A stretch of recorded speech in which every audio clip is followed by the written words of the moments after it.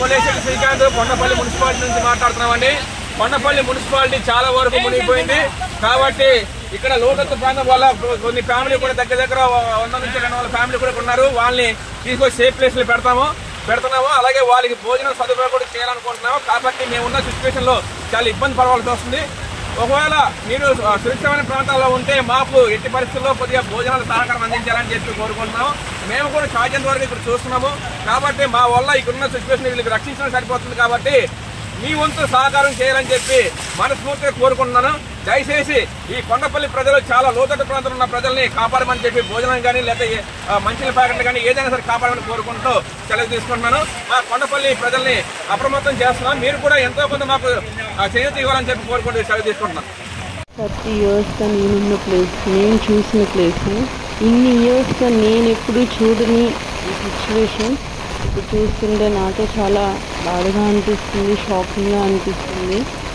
And help చేస్తాను అని ముందుకు వచ్చిన ప్రతి ఒక్కరికి థ్యాంక్ యూ. అండ్ ప్లీజ్ ఈ వీడియోని చూసిన ప్రతి ఒక్కరు రెస్పాండ్ అవ్వండి. అండ్ కనీసం వీడియో ఫార్వర్డ్ చేయకపోయినా ఈ విషయాన్ని కొంచెం ఫార్వర్డ్ చేసి వీళ్ళందరికీ హెల్ప్ జరిగేలాగా చేయండి.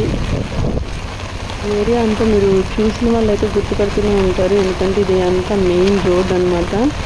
మెయిన్ రోడ్డు ఇలా అయిపోతే ఇంకా వెహికల్స్ ఎలా వెళ్తాయి, ఇంకా థర్మల్ పవర్ ప్లాంట్ అసలు ఆ వర్క్ చేయడానికి ఎలా వెళ్ళాలి, ఎన్ని కష్టాలు పడాలి అనేది కూడా తెలుస్తూ ఉంది. అండ్ కరెంట్ అయితే 2 days నుంచి లేదు. మా పేరెంట్స్ ఆల్రెడీ నేను కాల్ చేసి అనుకున్నా, ఇంట్లో కరెంట్ లేక, ఫోన్కి ఛార్జింగ్ లేక, ఎవరికి చెప్పుకోలేక మొత్తం అసలు ఇదంతా ఒక బయటికి కూడా వెళ్ళే పరిస్థితి లేదు. కనీసం డ్యూటీకి, స్కూల్కి వెళ్ళే పరిస్థితి కూడా లేదు. వెజిటేబుల్స్ కొనడానికి కాదు కదా, అసలు వెజిటేబుల్స్ దొరికే పరిస్థితి కూడా లేదు.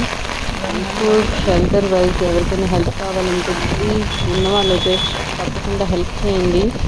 మా పేరెంట్స్కి కూడా నేను అదే చెప్పాను. వాళ్ళు ఉన్న దగ్గర అయితే 3వ అంతస్తు కాబట్టి వాళ్ళకి కొంచెం బయటకు వెళ్ళడానికి ఇబ్బంది అయినా వాళ్ళు ఉండడానికి అయితే బాగానే ఉంది. కానీ రిమైనింగ్ పీపుల్ అయితే ఇంకా చెప్పలేము, హెల్ప్ అయితే జరుగుతుంది. నమ్మకున్నా లేకపోయినా ఈ టైంలో మాత్రం దేవుని ప్రార్థించాల్సిందే. ఎందుకంటే కనీసం కొంచెమైనా గ్యాప్ దొరికితే వాటర్ని మనం ఏదో ఒక విధంగా మనం బయటకు పంపించవచ్చు. కానీ ఎన్నో వర్షాకాలాలు వచ్చాయి, కానీ ఇంత దారుణంగా అయితే నేను ఎప్పుడూ చూడలేదు. ఇంతగా ఎందుకు స్ట్రక్ అయింది, ఎక్కడ ప్రాబ్లం ఉందో నాకు అర్థం కావడం లేదు.